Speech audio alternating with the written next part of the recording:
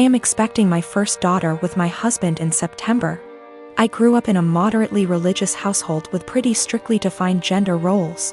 As in, since I was a girl, I had chores around the house while my younger brother did not have to do anything. I don't talk to my parents for a variety of reasons, going on year 5 now, so they do not know I am pregnant. Both my aunts and grandparents were very supportive of me leaving my household and as such have been my main family. Being 6 months pregnant now, people have started to give gifts and I am very grateful for them. We have decided that we don't want our daughter to be surrounded by pink everything with only girl things. So we have made a conscious effort to include traditionally boy outfits and toys like dinosaurs and cars. We have told people that any gender items would be accepted, and if it's getting too much pink, we have gone out to balance a bit. Getting a green jacket or something. My younger aunt has taken great offense to this because boys are boys and girls are girls. And she is a very verbal and loud person and has let us know several times her opinions. She has 2 boys. At my baby shower, my older aunt gifted us a book called Goodnight Construction Site and a little stuffed truck. My younger aunt went on a tirade about how we are somehow making our daughter trans and not allowing her to be a girl. And she's a loud person, so of course her saying this was more like a yell. And in front of my very liberal in-laws who are very supportive of our choice. Pregnancy hormones took over and I grabbed the toy, gave it to my younger aunt and asked her what part of the penis was needed to operate this toy truck. She yelled that's not what she meant and left. The rest of the baby shower went fine, but it was a bit awkward after. Since then she has been blowing up Facebook where a bunch of people agree with her that I am making my daughter trans, and have been telling me that I was an asshole. The rest of my think what we are doing is fine, but that I shouldn't have handled it that way. I do not care if she ends up loving pink and unicorns etc., we will get her them then. I just was trying to balance out the sheer amount of pink items we were getting from friends and family. Almost every single gift has been heavily pink or girl influenced.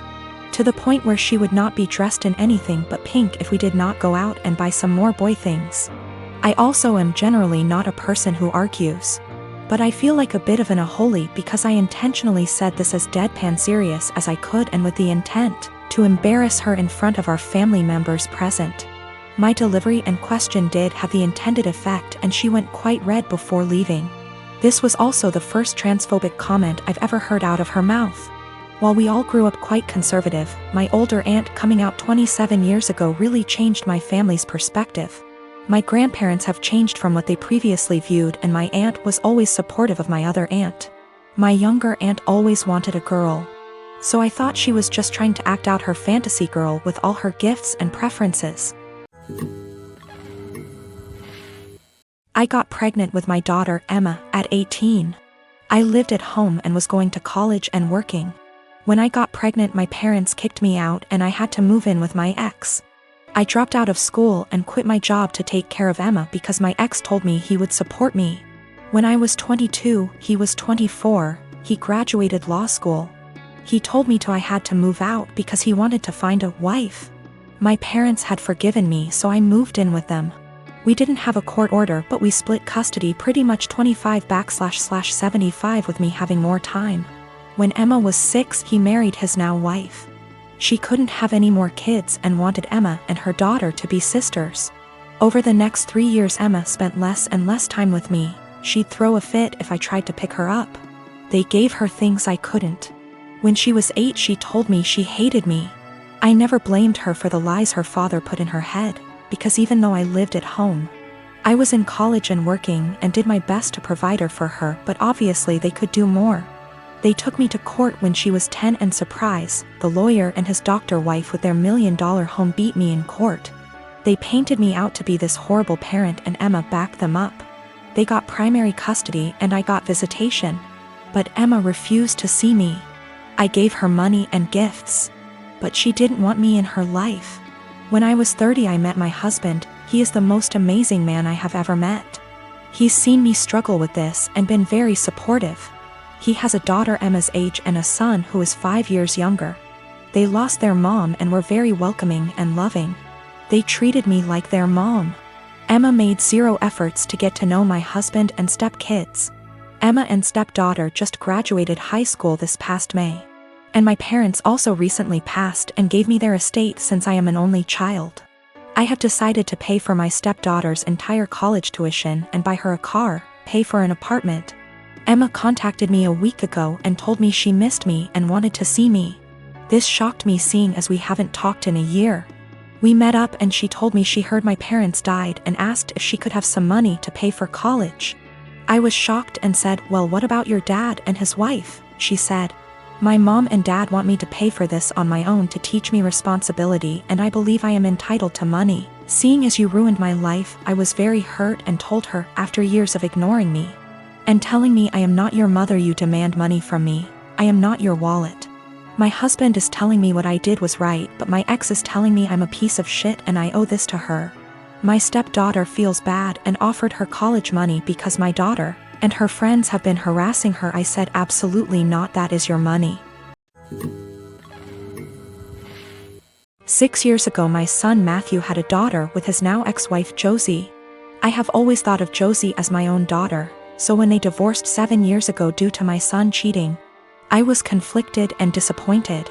Josie wasn't particularly close with any of her family, so my husband and I naturally took them in. Josie was an angel. She had insisted that we didn't have to lift a finger more than before we had taken them in, and though she was hurt, she kept civil around Matthew.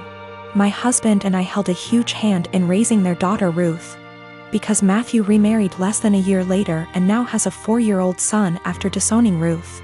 2 years ago, my husband was diagnosed with lung cancer. It was hard on everyone, especially Ruth. They were extremely close. She told him about her girlfriends and boyfriends before anyone else and has always wanted him to be the one to walk her down the aisle at her wedding. Matt rarely ever visited and didn't answer our calls, often saying that we had other kids, so it wasn't like my husband was dying lonely. Last night Matt stopped by to talk about inheritance. He never mentioned Josie nor Ruth and hinted that he thought he should get more inheritance than his siblings the entire time. My husband and I shared awkward looks until he decided to cut in. He explained that everyone would get a piece, but he'd focus more on Ruth and Bonnie, one of our other grandkids. Matt got angry and said that Ruth was just a bastard and that his son deserved more than her. My husband got furious after that and left the room saying that he wouldn't include Matthew at all. Matt yelled back and turned to me saying that Ruth wasn't worth it because she'd just grow up to be a whore like her mother. I told him that I'd rather have her mother as my daughter than him as my son and insisted that he leave. I'm getting phone calls from Matt's wife and family friends saying that my husband and I overreacted, and he was just angry that we were playing favorites. To clear some things up, Josie did not cheat on Matthew. Josie and Matthew met later in college and Josie was known as a party girl. Before that, Ruth isn't the product of an affair, but we are planning on getting a DNA test because what Matthew said has gotten under Ruth's skin. She was at the house when this occurred and overheard it. When it came to taking in Josie and Ruth, we didn't hesitate because Josie is not from here. She and Matt lived in another country until he moved them here a few months before he got caught cheating, and they had nowhere else to go as Josie was a stay-at-home mom. I had no intentions of choosing Josie over Matt then and now, and I never discouraged Matt from visiting. I tried to make it very clear that we weren't picking and choosing when we took Josie in. We just wanted her and our granddaughter to be safe and have a good home. My boyfriend and I have been studying together at university, and while he is studying part-time, working part-time and engaging heavily in his amateur acting career, while I am studying full-time and working part-time, we share one subject at uni together. On top of this, he is trying to pick up another hobby while looking after his grandfather who is in his final stages, in a nursing home. As you can imagine, for the past 6 months he has very little time to cut out of his week to spend with me. None, in fact. I have been fine with this for the most part. I have been driving 45 minutes 3+// times a week to get to his house so we can steal a few hours together, but he doesn't have time to spare. This is an inconvenience I can live with. However, he has been asking me to do a lot of other things too. He has frustrated me multiple times with demands that I visit his grandfather, who does not recognize me, for 2 hours, which turns into 4.5 hours, or help him with a family matter, which lasts 5 hours or so. Every time this happens, he promises he will drive me home. And every time he says he doesn't have time anymore and I need to catch the train home, 1 hour plus walking. I have spoken to him about how this is unfairly affecting me, and he seems to take it on board, but just forgets again the next time he needs something. After forcing me to spend $600 plus on his best friend's destination wedding, the weekend before we both had 2 major exams due, he demands that we switch our exam times because he didn't spend enough time studying and he needed the extra day. I concede and he squanders his spare day sleeping because he needed it. I take my classes very seriously and I feel very over by his demands.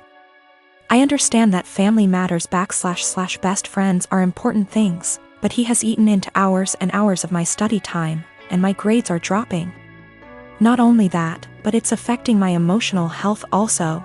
I have expressed to him that it is affecting me badly, but he tells me I'm being very unsympathetic and selfish. What's more is that I have about $10,000 in savings. He recently became aware of this and has demanded that I help him pay his bills because we're a team, he is broke. I helped him with a few, but drew the line after $500 because he is very irresponsible with money and there's only so much I can pour out before it seriously affects me. He is also demanding that I give him access to my bank account because we are in this together. And he wants to marry me one day, so we should start sharing now. I don't really know what to do. I want to be a good girlfriend and do what he needs me to do right now, but it's beginning to affect my health.